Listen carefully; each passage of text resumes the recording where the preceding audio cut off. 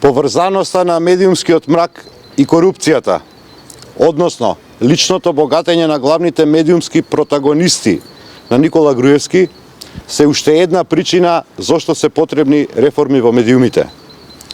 Јавноста знае дека Драган Павлович Латас, куќниот пријател на Никола Груевски и одговорен уредник на Сител телевизија, е управител и сопственик на неколку фирми преку кои што се вртат илјадници евра.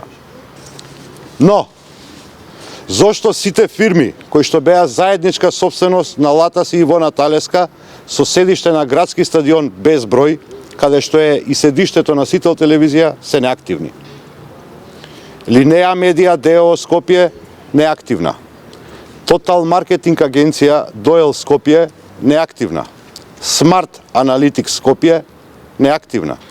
Тотал Медија PR неактивна. Младински лидери Скопје неактивна. Зошто се затворени фирмите преку кои што се остваруваа приходи од илјадници евра?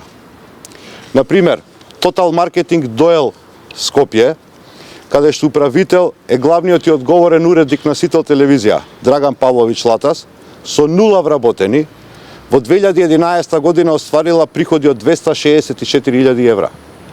Во периодот од 2011 до 2014 година, оваа фирма остварила приходи од 687.000 евра, со 0 вработени.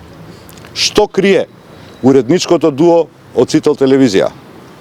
Дали противењето на некои медиуми по секоја цена да не се спроведат реформи во медиумската сфера не е ништо друго, освен штитење на бизнис интересите и личното богатство на главните уредници, протагонисти на Никола Груевски. Благодарам, повелете со прашање.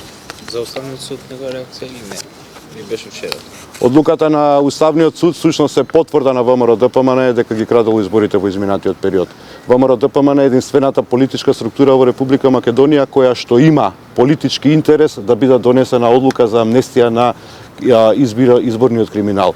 Со самото тоа што Никола Груевски управува со дел од уставните судии во Уставниот суд во Република Македонија, истиот потврди дека ги крадел изборите во изминатиот период.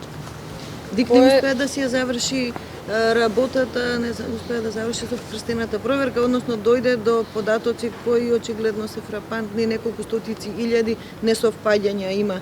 На што се должи? Државната изборна комисија е орган кој што има најголемата одговорност во Република Македонија да ја врати довербата на граѓаните во избирачкиот список, бидејќи само со чист избирачки список Република Македонија може да има фер и демократски избори, што се основен предуслов за излез од тешката политичка криза.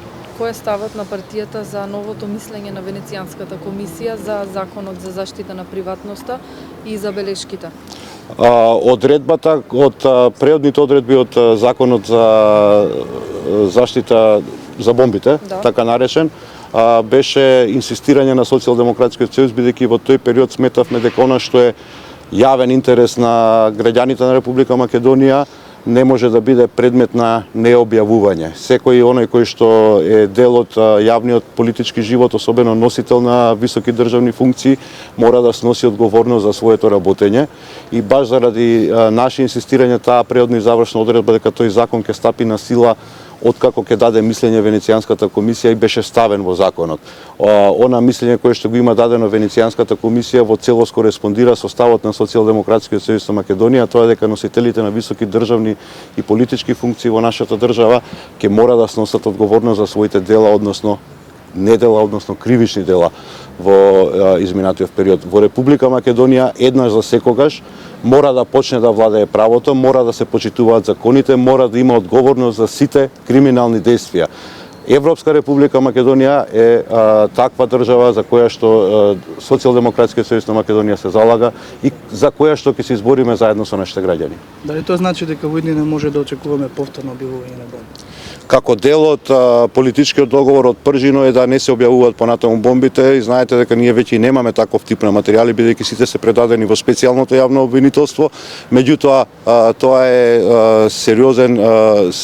сериозен индикатор дека секој кој што поседува сознанија за евентуални кривични или недозволени дела на носители на високи државни функции ќе може да ги објавува. Германската амбасадорка денеска рече дека никој не знае дали ќе има избори на 5 јуни. Знаете ли вие? Ние цело време инсистираме дека на Република Македонија и се потребни фер и демократски избори. Фер и демократски избори можеме да имаме само ако биде спроведена реформа во медиумската сфера и ако биде прочистен избирачкиот список. Воколку тие услови се исполнат во најскор временски рок, не е проблем да се оди на избори. А преговарате ли за медиумите? ВМРО ДПМН е единствената политичка партија која што не го прифати решението кое што беше понудено на маса од страна на Европската комисија, воколку ВМРО ДПМН денеска го прифати тоа барање, преговори за медиумите нема потреба да има, бидејќи само се они тие кои што се противат на реформите. И денешната пресконференција која што држевме, очигледно дека има длабоки, не само политички, туку и некако поинаков тип на интереси на Никола Груевски, на таа една свита од 50 на луѓе околу него кои што не сакаат да имаме реформи во оваа сфера во државата.